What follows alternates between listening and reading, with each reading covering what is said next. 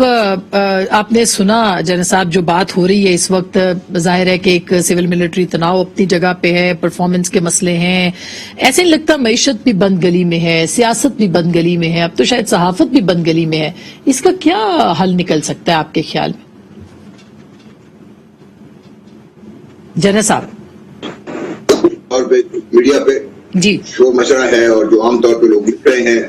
اور چونکہ ہماری سوچ بڑی لمیٹڈ ہے، تبدیلی کی جو اوور آل جو چینج ہے ہم اس کی طرف غور کر نہیں رہے، تو نتیجہ یہ ہے کہ ہر شخص کے خیال یہ ہے کہ ہم تلوار اٹھا لیں اور ہر دوسرا شخص جو مجھ سے اگری نہیں کرتا اسی گردن اڑا دیں، اور اگر حکومت پرفارم نہیں کر رہی اس کو اڑا دیا جائے، اپوزیشن ٹھیک نہیں ہے اس کو اڑا دیا جائے، تو الٹیمیٹلی ایک جنگل راج کی ہم صورت چاہ رہے ہیں،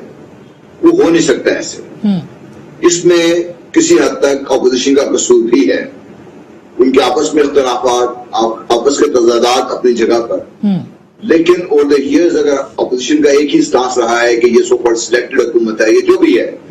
اپوزیشن ود نمبرز گیم بہت کچھ کر سکتی تھی، انہوں نے نہیں کیا، اور اب بھی جو پچھلے دنوں پی ڈی ایم بنی انہوں نے جلسے جلوس کیے،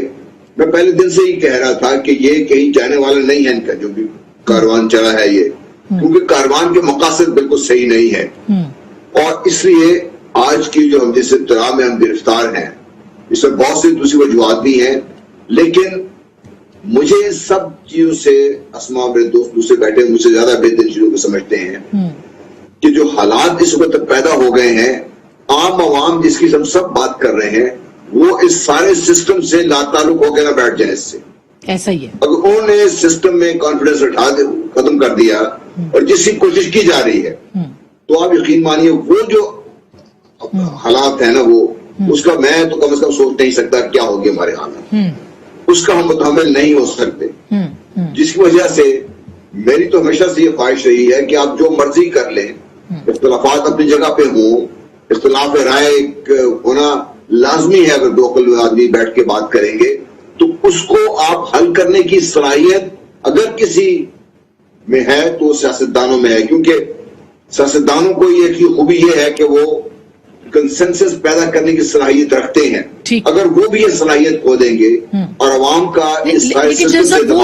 وہ یہ کہتے ہیں کہ ان کو اعتبار نہیں رہا، کیونکہ جس طرح کا انوائرمنٹ پچھلے 3 سال کے اندر رہا ہے اس کے اندر ایک ہی پارٹی کے ساتھ سپورٹ نظر آتی ہے، اداروں کی، طاقتور حلقوں کی آتی رہی ہے، تو کیا ایسی صورت میں ایک غیر جانبداری کی جو انوائرمنٹ ہے وہ کیسے بنے گی پھر؟ دیکھیے جہاں تک جو اداروں کا تعلق ہے،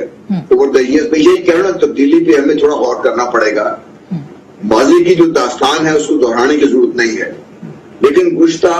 یہ جو آج کی لیڈرشپ ہے، جو ملٹری کی لیڈرشپ ہے اور جو ہماری سیاست میں جو لوگ لیڈرشپ ہے، انہوں نے پاکستان کو خون میں نہاتے ہوئے دیکھا، یہ اس کا حصہ رہے ہیں اور یہ اس سے نکلنے کی کوشش میں ہم سب لگے رہے ہیں، اور آج الحمدللہ وہ تمام جو لیڈرشپ کم از کم جو ملٹری سائڈ پر ہے ایٹ دی ہائیسٹ لیول، وہ سارے خون سے گزر کے آئی ہے، دریا سے، وہ سمجھتے ہیں، اور ان کا اس حد تک تو آپ ان کو قصوروار کہہ سکتے ہیں کہ وہ اس حکومت کا پوری طرح ساتھ دے رہے ہیں، اور یہی توقع ان سے کی جانی چاہیے بھی اور یہی ان کو کرنا چاہیے بھی،